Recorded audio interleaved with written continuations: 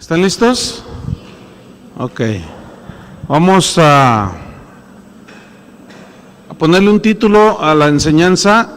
Vamos a hablar sobre la grandeza de su poder, siguiendo la epístola a los Efesios. Y vamos a leer el versículo Efesios 1:18. Efesios 1:18 y 19. Ok, voy a leer y ustedes me siguen. Quítale un poquito de medios, por favor, hacia la izquierda. Ahí está. Y súbele un poquito el volumen. O sea, quítale medios y súbele el volumen despacito. Ahí está. Efesios 1:18, voy a leer.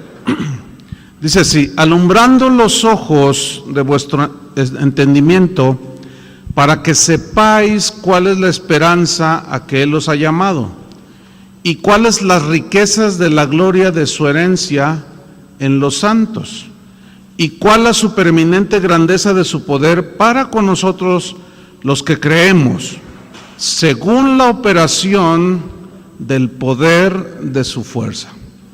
Recordemos que Pablo oraba en el versículo 17 del capítulo 1, recordemos que él oraba y pedía para que el Dios de nuestro Señor Jesucristo, el Padre de gloria, os dé espíritu de sabiduría y de revelación en el conocimiento de Él. Entonces la sabiduría, la revelación, que ya hablamos la clase pasada, y el conocimiento, sabiduría, revelación y conocimiento son imprescindibles en la vida de un cristiano. ¿Sí? Pablo dice aquí que el efecto o las consecuencias buenas de estas tres cosas, sabiduría, revelación y conocimiento, el efecto de estas cosas están en el versículo 18. Que son los versículos que leímos, que vamos a estudiar. Entonces, sabiduría, revelación, conocimiento, estas cosas nos ayudan para que, alumbrando los ojos de vuestro entendimiento, o sea, el conocimiento alumbra los ojos espirituales, la sabiduría y la revelación. Aquí la palabra alumbrando los ojos, alumbrando, viene de un término griego, fotizo con Z, y significa aclarar. Significa sacar a la luz. Significa iluminar para poder ver y discernir las cosas espirituales. Porque fíjense cómo dice, alumbrando los ojos de vuestro entendimiento. Está hablando de los ojos espirituales, ¿no? Muchos cristianos no ven, no tienen discernimiento, porque muchas veces les falta conocimiento. Entonces, cuando hay ignorancia de las cosas de Dios, entonces no hay discernimiento, no hay luz. ¿Sí? Al no haber conocimiento, y por lo tanto es muy difícil discernir las cosas. Entonces, al no haber conocimiento, pues no puede haber sabiduría, no puede haber revelación. ¿Sí?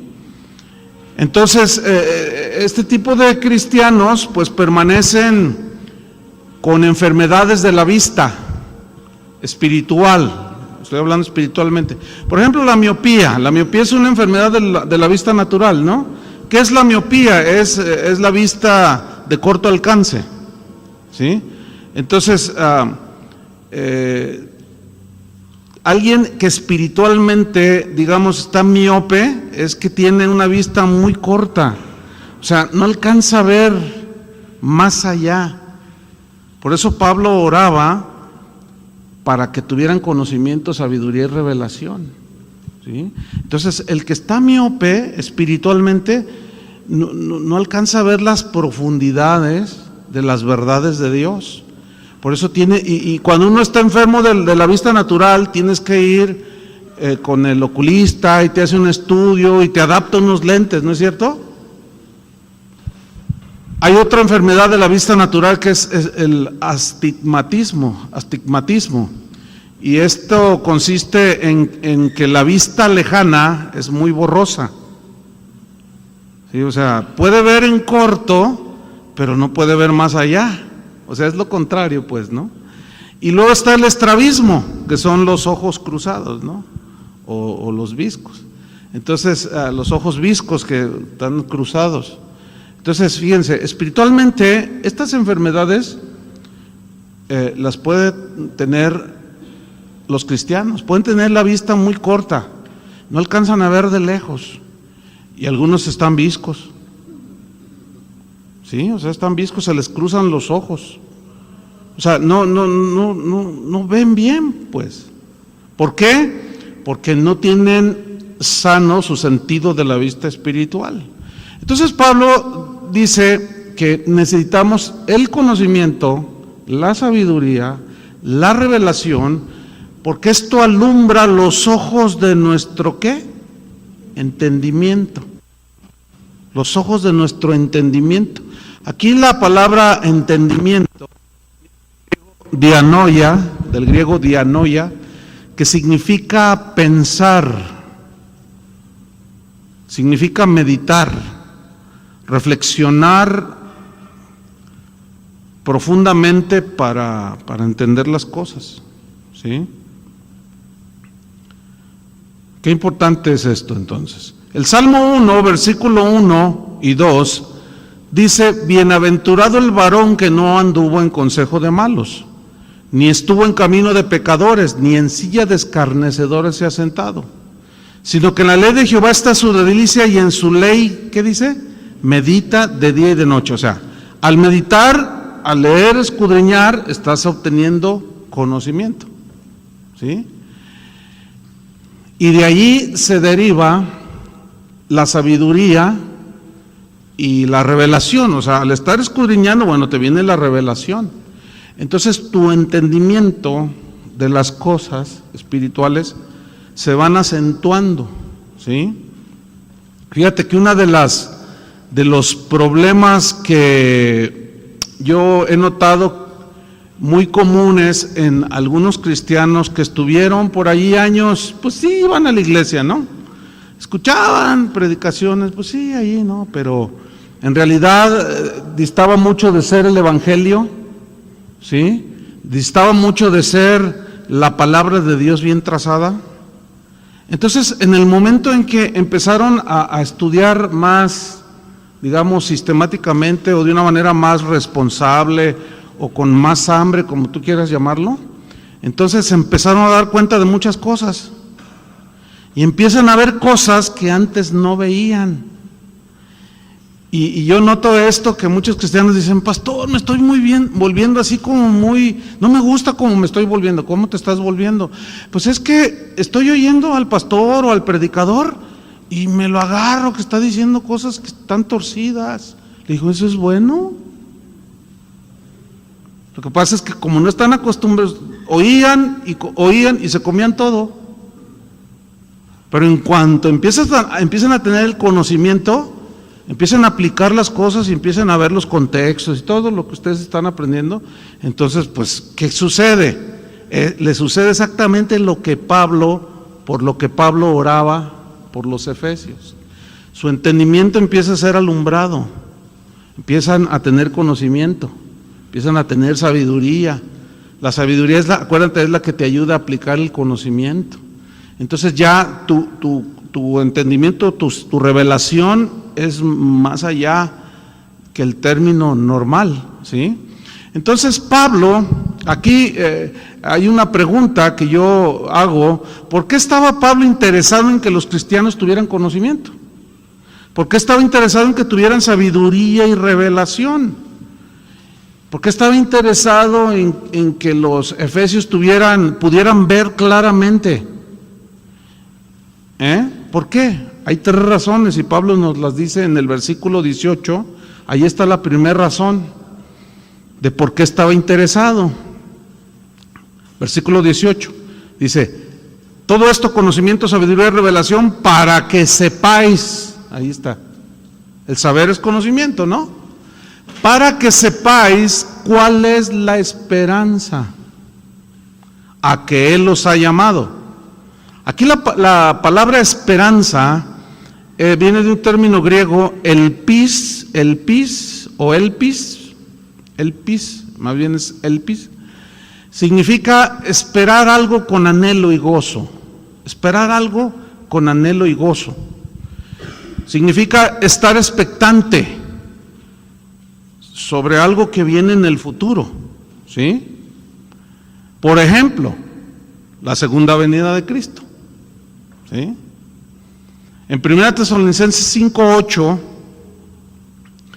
dice así acerca de esta esperanza: pero nosotros que somos del día, dice, seamos sobrios, habiéndonos vestido con la coraza de fe y de amor, y con la esperanza de salvación como yelmo. Fíjate, la esperanza de salvación. ¿Qué significa la esperanza de salvación aquí?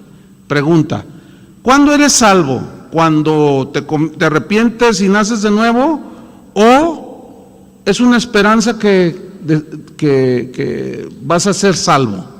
A ver, ¿alguien me puede decir? Cuando te arrepientes. Entonces, ¿qué significa la esperanza de salvación como yelmo? La segunda venida de Cristo. Aquí significa la segunda venida de Cristo. Ahora, mucha gente vive, muchos cristianos, ya no ni hablar de los que no son creyentes, pues. Muchos cristianos viven como si Cristo nunca fuera a venir. ¿Qué onda con eso? ¿Por qué? Porque no tienen conocimiento, porque no tienen entendimiento, no tienen sabiduría, no tienen revelación, y andan en una de rollos metidos en las iglesias, sistemas, métodos, rollos de actividades que no tienen que ver absolutamente nada con el evangelio. Hay gente que al empezar a tener este entendimiento, dicen: oiga, pastor, fíjese, bueno, yo tengo 10 años en mi iglesia, por ejemplo, me decía una persona, y bueno, toda la vida yo vi que hacen rifas y un montón de cosas para sacar fondos, pero no sé por qué ahora tengo la impresión como que eso no es de Dios, o es la voluntad de Dios, o se vale hacer rifas para sacar fondos para la iglesia. Ya discernió. Dios no necesita que le ayudes, ¿o no? O sea, hay que hacer rifas para construir. ¿De dónde sacaron eso? ¿Saben que una rifa es un fraude legalizado? Yo les voy a rifar mi reloj y les voy a hacer creer que todos se lo van a sacar, que tú te lo vas a sacar, que tú te lo vas a sacar, que tú. Entonces, compren un número. ¿Cuántos saben que solamente uno se lo saca? Pero todos creen que se lo van a sacar. Eso es engañar a la gente. Y la Biblia prohíbe engañar a la gente. Entonces, ¿cómo que una rifa? Por eso yo dije, son fraudes legalizados. El premio gordo, 20 millones. Y todo el mundo va y compra el numerito y todos creen que se lo van a sacar. Y si son 1 millón de números, tienen una oportunidad en 1 millón. Eso no es honesto. Eso no es honesto. Entonces, ¿cómo se entiende esto? Por ejemplo, yo estoy diciendo, todavía hay gente en todos lados que me dice: oiga, pastor, es malo que yo compre billetes de lotería. Mira, mejor eso que gastas, dalo a tu iglesia. No, pero es que el Espíritu me dijo que me va a sacar el premio gordo. ¿Vieran cuánta gente dice esas cosas? Pastor, Dios me dio una revelación. Estas son las revelaciones de ellos. ¿Qué te reveló? Pues que me voy a sacar el premio mayor y voy a dar mis diezmos y otro 10%. Entonces, si me saco 20 millones, van a ser 2 millones de diezmo y otro milloncito, hermano. Así es que ore por mí. ¿Qué viste? Mira, están miopes y algunos otros están viscos. Ahora, fíjate bien, a lo mejor nunca habías pensado esto que te estoy diciendo. A lo mejor sí, no sé. Esto de una rifa, y es que es un fraude legalizado, ¿o no? A lo mejor nunca lo habías visto así. Entonces si tú me preguntas, ¿y cómo tú lo pudiste ver? Por el conocimiento. ¿Entienden? Y este conocimiento está al alcance de todos, para que sepan discernir entre su mano derecha y su mano izquierda, para que sepan qué es de Dios y qué no es de Dios. Por eso Dios dijo, hay de al que lo bueno le dice malo, y a lo malo le dice bueno. O sea, están tapados, están ciegos. ¿Ustedes creen que esa es la voluntad de Dios para sus hijos? No, ahí está toda la revelación, ya está toda la revelación. Pero en lugar de estudiar, ellos quieren tener revelaciones de que se van al tercer cielo, que se van al infierno, que vuelan y quién sabe cuánto rollo. Pero no, esas son experiencias extrasensoriales. O sea, son otras cosas que nada que ver. En Hechos 23:6, ahí habla de otra manera de una esperanza, que es en este caso la de la resurrección. Dice Hechos 23:6, entonces Pablo, notando que una parte era de saduceos y otra de fariseos, alzó la voz en el concilio: varones hermanos, yo soy fariseo, hijo de fariseo, lo dice, acerca de la esperanza y de la resurrección de los muertos se me juzga. Aquí él se está defendiendo, porque lo acusaban. Entonces fíjate cómo él habla de la esperanza y de la resurrección. O sea, notas cómo Pablo ora para que tengan conocimiento, sabiduría, revelación, para que sepáis cuál es la esperanza. ¿Y en qué consiste la esperanza en todo esto?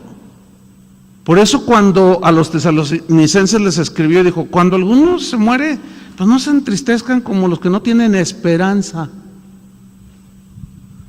porque el Señor ciertamente vendrá, se escuchará la trompeta y los muertos en Cristo, ¿qué? Resucitarán primero. Así que no se entristezcan como lo hacen los que no conocen a Dios. Hoy recibí un correo, dice, pastor, así, me tiró toda una carta, ¿no? Y Paulina, preguntándome, así en síntesis, ¿no? Es bueno, como dice, es bueno que está bien que los cristianos tengan miedo a la muerte. Y simplemente le contesté no. Pues ¿cómo va a ser bueno? O sea, ¿quién es el que le tiene miedo a la muerte? El que le falta conocimiento. Por lo tanto, su proceder no es con sabiduría. Entonces, al no tener conocimiento, no tiene revelación. Entonces siempre está, ay no, ay se muere mi esposo, ay si se muere mi esposo, ay se mueren mis hijos, ay no, Dios mío. Bueno, entonces quédate toda la vida aquí. Pablo decía, para mí el vivir es Cristo y el morir, ganancia. ¿Morir qué? Ganancia. Usted sabe que cuando alguien se muere dicen, lamentamos la pérdida de... La pérdida, dice. Pablo no dijo eso, Pablo dijo que era una ganancia. Dice, para que ustedes no se entristezcan como los que no tienen esperanza. Entonces, eso nos da una seguridad, pero esta viene por el conocimiento. ¿Entienden? Ahora, el conocimiento no viene por orar, sino por estudiar, acuérdense, por escudriñar. Pero Pablo oraba para que sacudiera a los efesios, para que no estuvieran ahí de irresponsables y no estudiaran las escrituras. En Tito 1:1 y 2, aquí miren lo que habla acerca de la esperanza. Dice Pablo, Tito 1:1 y 2. Pablo, siervo de Dios y apóstol de Jesucristo, conforme a la fe de los escogidos de Dios, y el conocimiento de la verdad, que es según la piedad, o sea, la devoción. Tú tienes devoción a Dios, lo quieres conocer. ¿Cuál es la manera de conocerlo? Escudriñando su palabra. Jesús decía, ¿a vosotros les parece que las escrituras hablan del Mesías? Él dice, pues ellas hablan de mí. Escudriñad las escrituras para que vean que habla de mí. Entonces dice, conforme a la fe de los escogidos de Dios y el conocimiento de la verdad que es según la piedad, versículo 2, en la esperanza de la vida eterna. Entonces, volviendo a Efesios así en su mente, para que sepáis cuál es la esperanza a la que Él os ha llamado. Es vida eterna, hermanos. La cual Dios, sigo en Tito 1:2, que no miente, prometió desde antes del principio de los siglos. Entonces, como garantía también de que esta esperanza sin duda llegará, de que el Señor va a venir, de que si cuando Él venga, si estamos muertos, resucitaremos para estar la vida eterna, o si estamos vivos, seremos transformados en un abrir y cerrar de ojos. Entonces, esa garantía de esta esperanza que sin duda llegará, como garantía, nos dejó el sello del Espíritu Santo en nosotros, como una garantía de propiedad. Y Cristo mismo también en nosotros. Colosenses 1:27. Colosenses 1:27 dice, a quienes Dios quiso dar a conocer. Ahí está. Esa es la voluntad de Dios. Él quiere dar a conocer. ¿Qué? ¿Qué quiere dar el Señor dar a conocer? Las riquezas de la gloria de este misterio entre los gentiles. ¿Cuál es ese misterio? Acuérdense que un misterio es algo que está escondido. Pero ya en el Nuevo Testamento, misterio, del griego musterión, significa algo que estuvo escondido, algo que ya es revelado. ¿Sí? Entonces, ¿cuál es la revelación de ese misterio entre los gentiles, o sea, entre los no judíos? Que es, aquí está la revelación, que es Cristo ya adentro, en vosotros, la esperanza, ¿de qué? De gloria. Cristo en vosotros, la esperanza de gloria. Ahora, con todo esto que Pablo nos está diciendo a través de sus cartas, viene una pregunta: ¿habrá algún cristiano que después de conocer esto pueda dudar de la seguridad de su salvación? No. Una vez que ya tiene esta revelación de que está seguro en Cristo, de que Dios trazó un destino para él, este cristiano es un cristiano que camina con seguridad, ¿sí?, en esta tierra. La segunda razón del por qué Pablo anhelaba que los cristianos tuvieran conocimiento, revelación y sabiduría, ¿cuál fue el número 1? Para que supieran la esperanza. ¿Cuál es la esperanza? En el mismo versículo 18, en la segunda parte, dice, ¿y cuáles? Que sepan cuáles son las riquezas de la gloria de su herencia. ¿Cuáles son las riquezas de la gloria de su herencia en los santos? Entonces, lo que nos está diciendo aquí es que los cristianos debemos de conocer a profundidad las verdades eternas. Tenemos que conocerlas. ¿Por qué? Porque esas son las riquezas de la gloria de su herencia en los santos. Es una riqueza espiritual. La Biblia, acuérdense que cuando habla de riquezas, su énfasis es en las riquezas espirituales. Nunca jamás el énfasis de las Escrituras es en las riquezas terrenales. ¿Por qué? Porque las riquezas terrenales se acaban. La ley de la entropía se las acaba, se desgasta todo. Pero lo eterno es una herencia como inmarcesible, ¿se acuerdan? Incontaminada e incorruptible. Entonces, Dios quiere que conozcamos las cosas incorruptibles, inmarcesibles, ¿sí? Por eso, y bueno, aquí entra, imagínate, es toda una, digamos, toda una doctrina, por ejemplo, la de la redención, es toda una historia impresionante, la redención, la salvación misma, el concepto de la adopción, ¿sí?, el perdón en la cruz, el sello del Espíritu Santo que tenemos todos los cristianos. Y todo eso Dios lo hizo por amor a nosotros. Y Dios quiere que nosotros entendamos y conozcamos esto, porque eso es lo que lo que nos da la solidez, ¿sí?, para caminar en la vida cristiana. Hebreos 5:12. Aquí sucedió algo lamentable en la vida de algunos cristianos.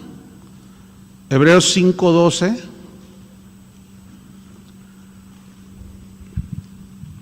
Dice así: porque debiendo ser ya maestros, mira ese verbo, debiendo ser ya maestros, después de tanto tiempo, tenéis necesidad de que se os vuelva a enseñar cuáles son los primeros rudimentos de las palabras de Dios, o sea, la lechita, ¿verdad?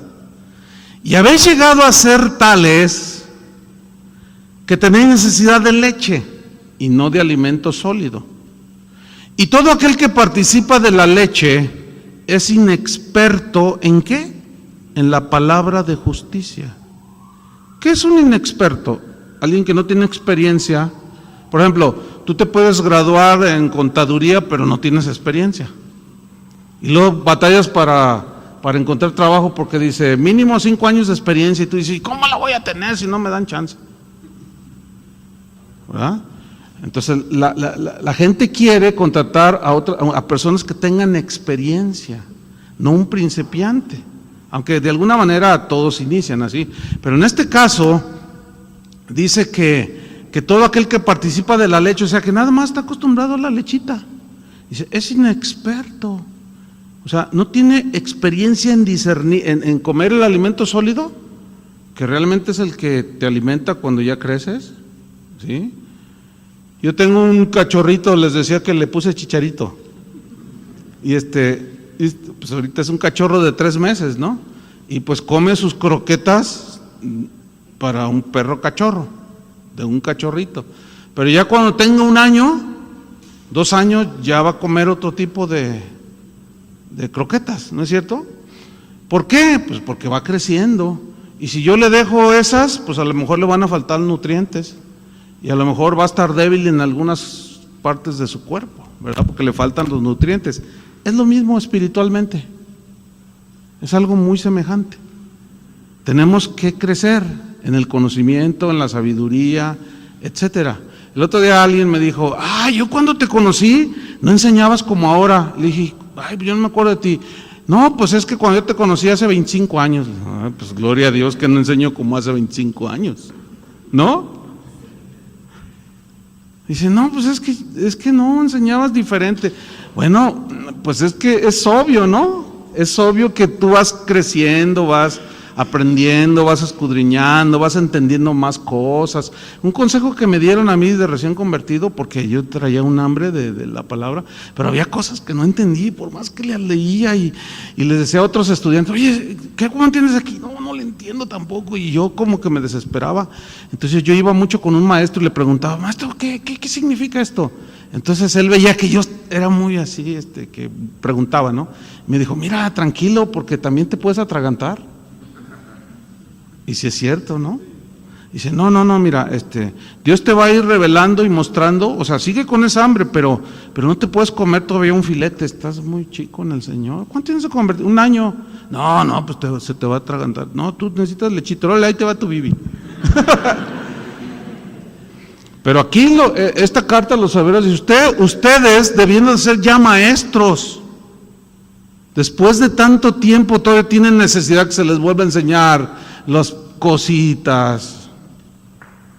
No, si hay cristianos que tienen 15 años, 20 años en el Señor y dicen, ay hermano, ¿cómo le hago? Porque a mí Dios no me oye. Ay, qué desesperación.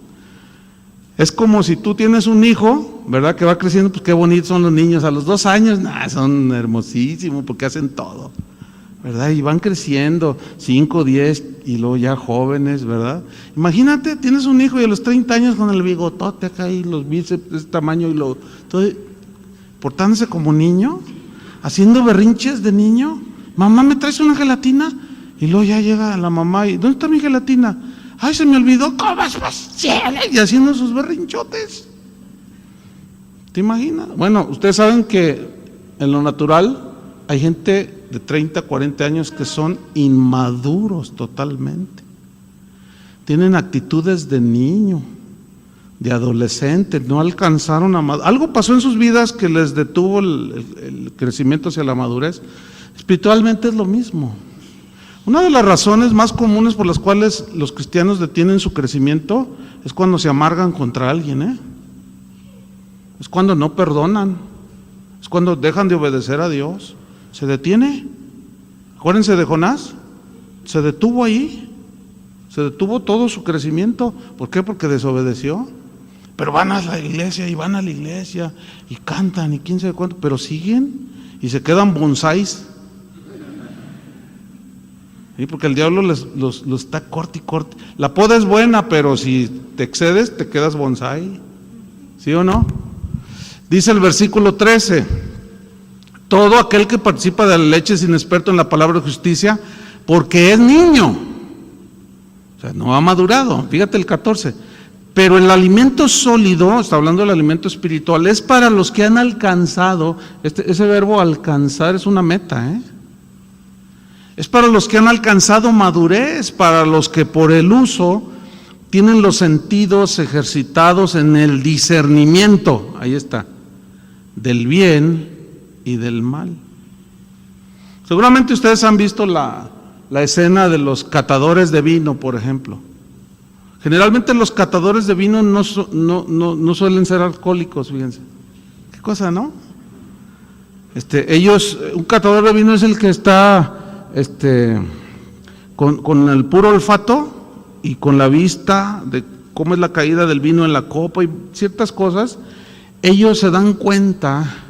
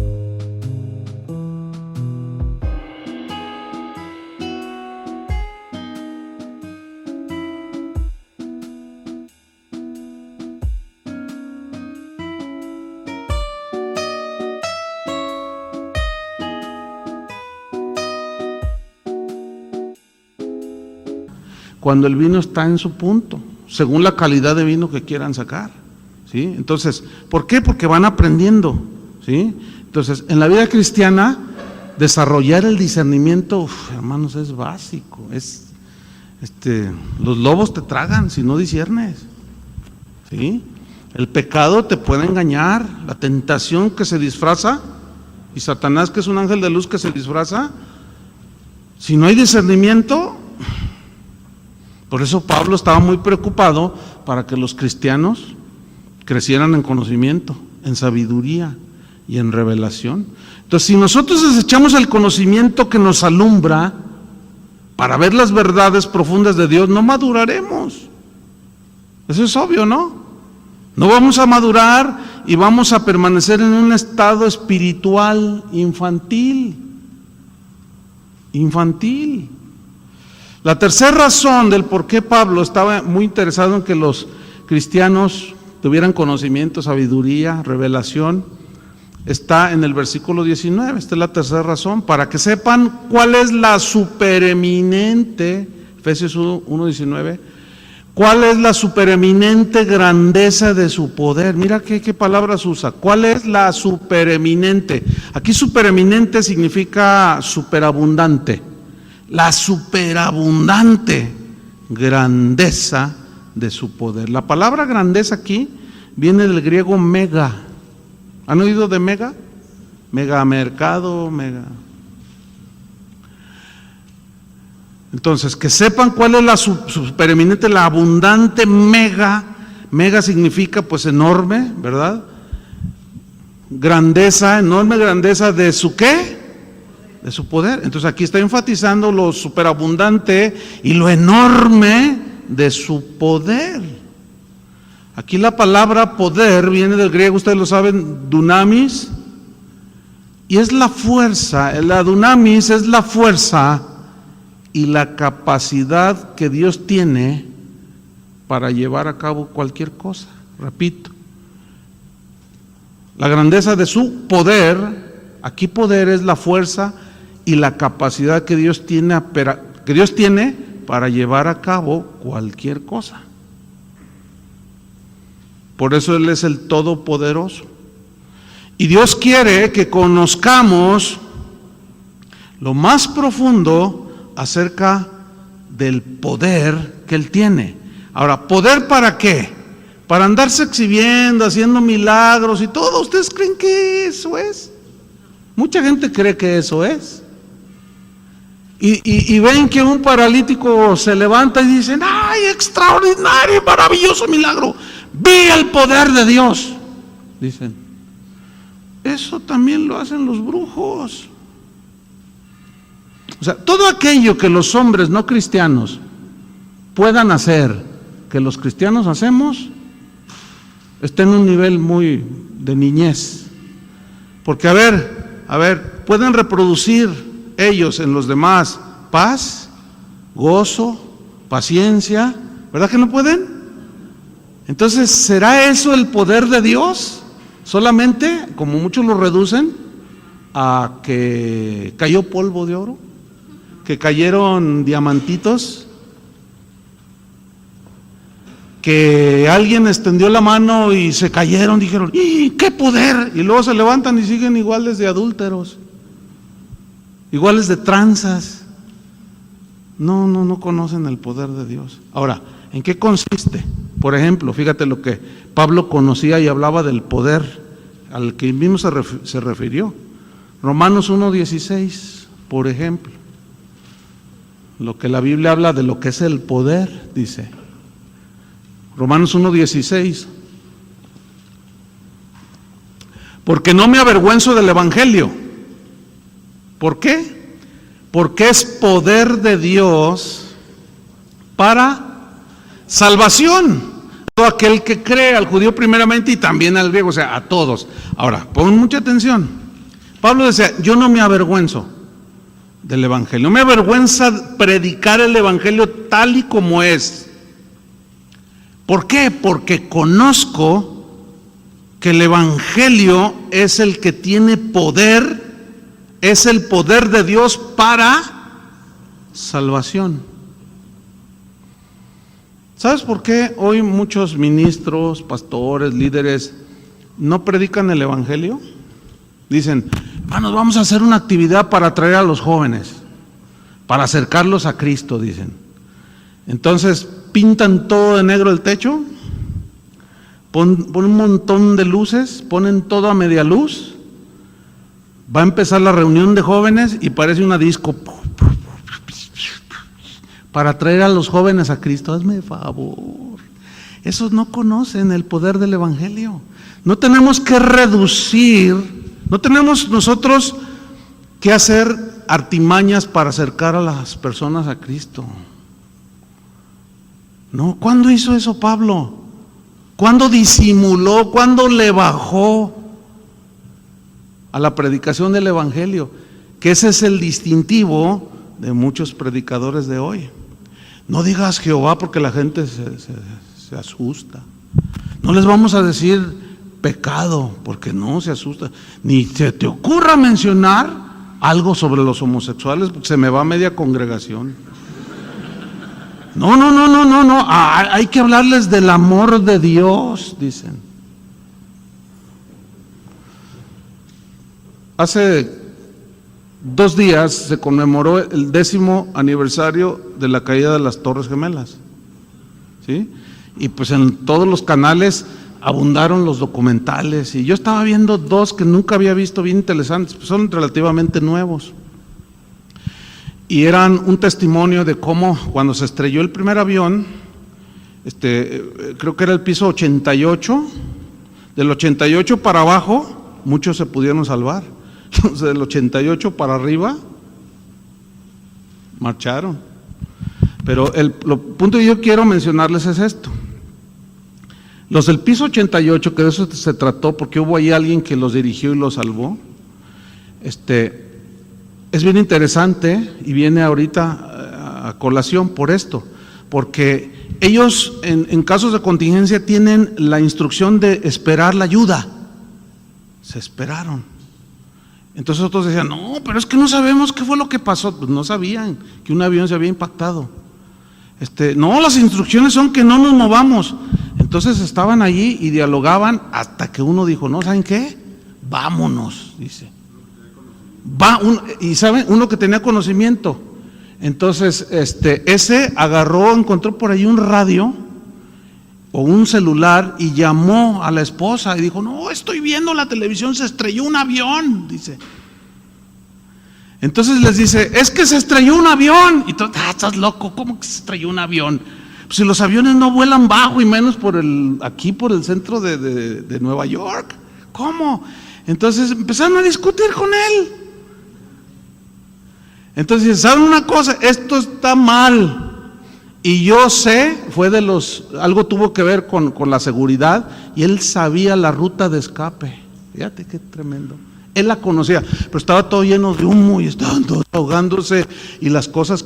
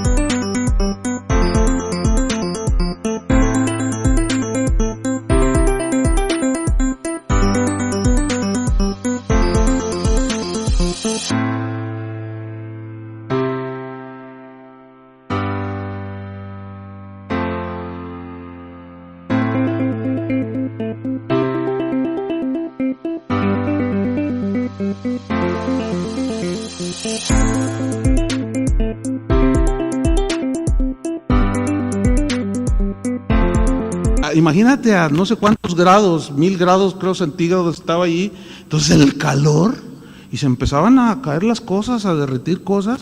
Entonces, ¿saben qué? Vámonos, la salida es por aquí. Y algunos decían, no, yo aquí me quedo.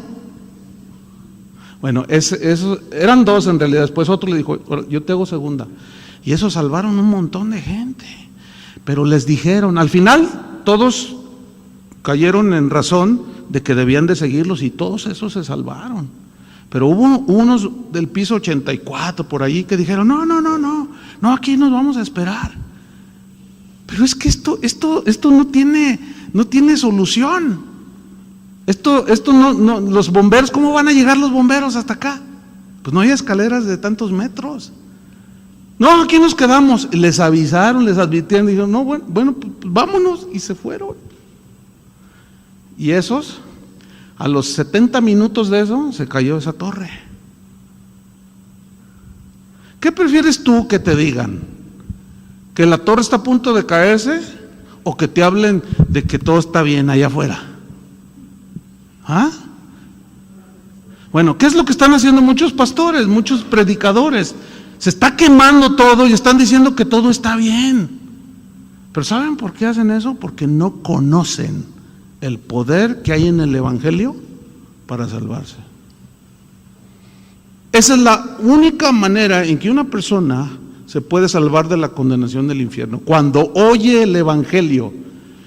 ¿Y qué es el Evangelio? Las buenas nuevas de que Jesús murió por tus pecados, pero para fin de que tú te arrepientas tienes que reconocer que eres pecador. ¿Cómo te vas a dar cuenta? ¿Cómo se da cuenta la gente que va a ser pecadora si le prendes luces de colores y les pones cámaras de humo y les hablas bonito? Es un vil engaño. Pero el punto aquí central es que los predicadores están rebajando el poder del evangelio, porque no lo conocen. Entonces no confían más en sus estrategias. Y Pablo decía, yo quiero que tengan conocimiento, sabiduría y revelación, y que conozcan la supereminente grandeza de su poder, que no solo nos salva, mira lo que dice Judas 1:24, sino que también ese poder nos guarda de ser arrebatados de Dios. ¿Se acuerdan que Jesús dijo, nadie los arrebatará de mi mano? Y nadie es nadie, ¿eh? Judas 1:24 o versículo 24. Mira lo que dice: y aquel que es poderoso para guardaros sin caída y presentaros sin mancha delante de su gloria con alegría. Aquel que es ¿qué? Poderoso para guardaros sin caída. Ahora, pongan atención. Esa frase guardarnos sin caída no significa que no pequemos. Significa que no hay pecado que nos arranque de sus manos. Porque una vez que somos sus hijos, eventualmente podemos pecar, ¿sí o no? Pero si confesamos nuestros pecados, ¿qué? Él es fiel y justo para perdonarnos. O sea, a eso se refirió Pablo cuando dijo, ¿quién me separará del amor de Cristo? Tribulación, nada nos podrá separar.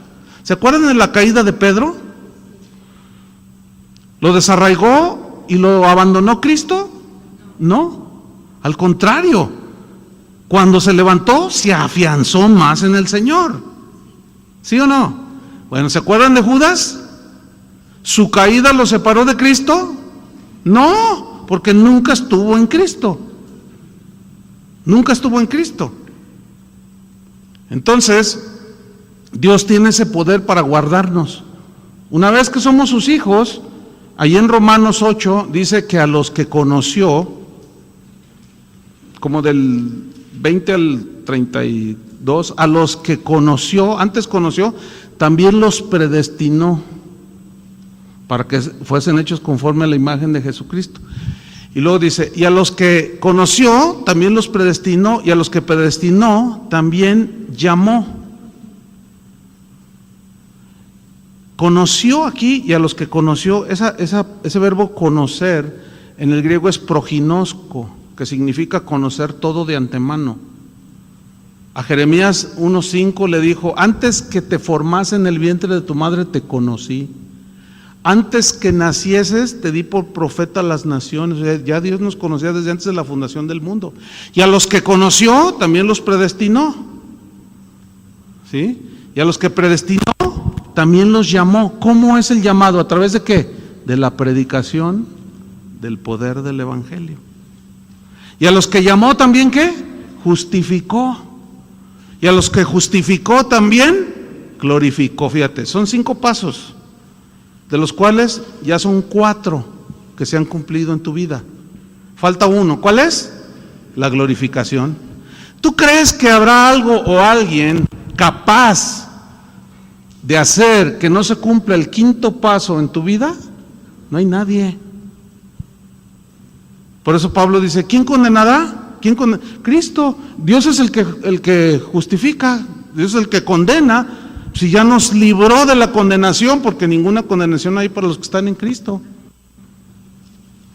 Entonces aquí Pablo está hablando pues de ese conocimiento profundo, y que lo conozcamos, ese poder. En Proverbios 24:16 dice, porque 7 veces cae el justo y vuelve a levantarse, mas los impíos caerán en el mal, o sea, quedarán tirados ahí en el mal. De hecho están tirados, ¿sí? Eso fue Proverbios 24:16.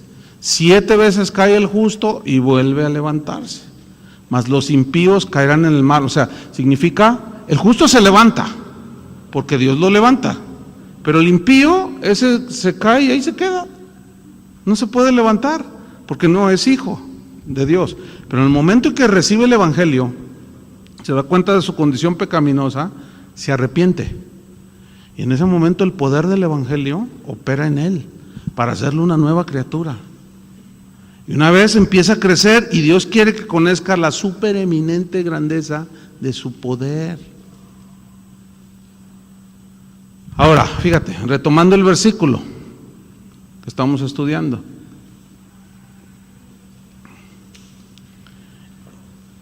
En la tercera razón y última,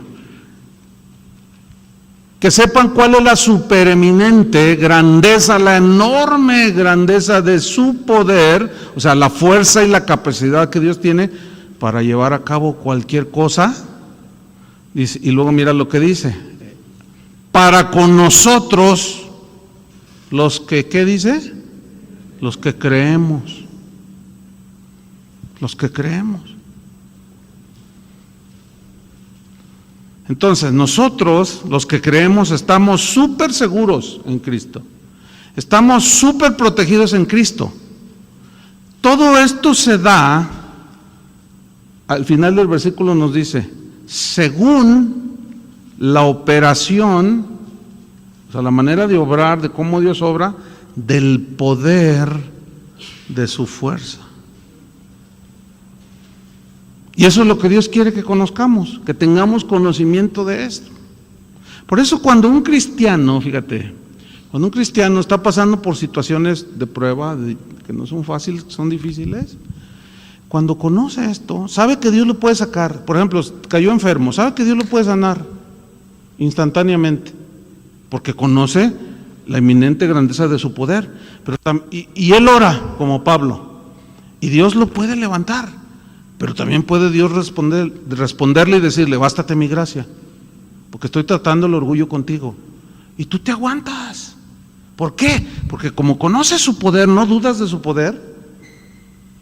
Tú sabes que Dios te puede levantar así, pero, como en el caso de Pablo, bástate mi gracia. Entonces dijo, Pablo lo entendió, porque él conocía eso. Y dijo, entonces me gloriaré en mis debilidades, para que repose sobre mí el poder de Cristo. Fíjate, por eso me gozo en mis debilidades, porque cuando soy débil, o sea, cuando no confío en mis recursos, entonces soy fuerte. Uy, eso que les estoy compartiendo es bien grueso, ¿eh? Eventualmente yo me encuentro con pastores, así en conferencias, y me preguntan, o a veces me escriben o me mandan preguntar, pero es muy común esta pregunta. Me dicen, pastor, ¿cómo le hace para pastorear una iglesia tan grande? Y ya no solo la iglesia, sino un montón de iglesias que están surgiendo allí.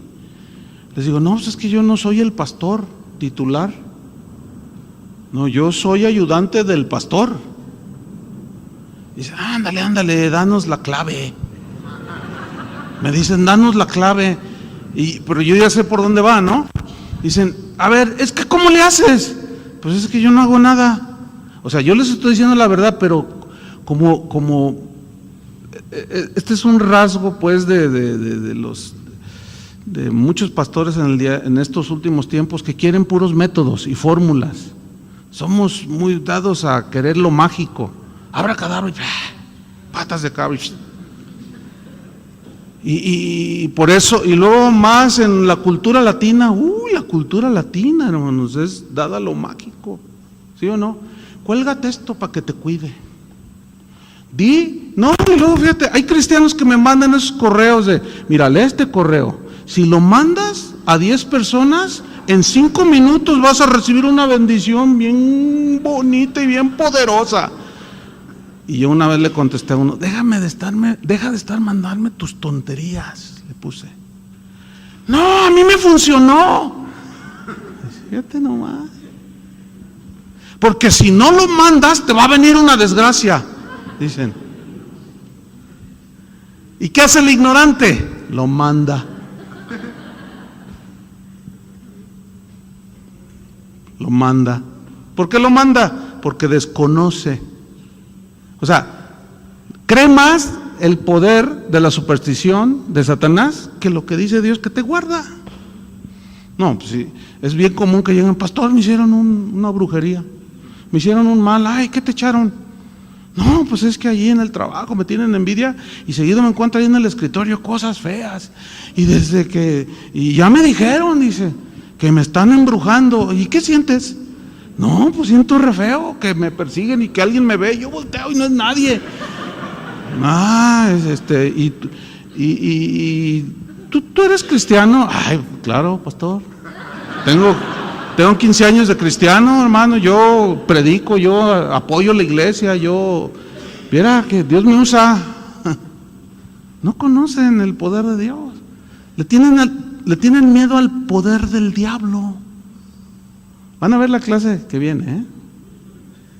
Vamos a hablar de que Él está sobre todo poder, nombre que se nombra, sobre toda autoridad, Entonces, por eso Pablo quería que los cristianos tuvieran conocimiento, sabiduría y revelación para que conocieran la abundancia de las riquezas de su gloria, que es nuestra herencia aquí y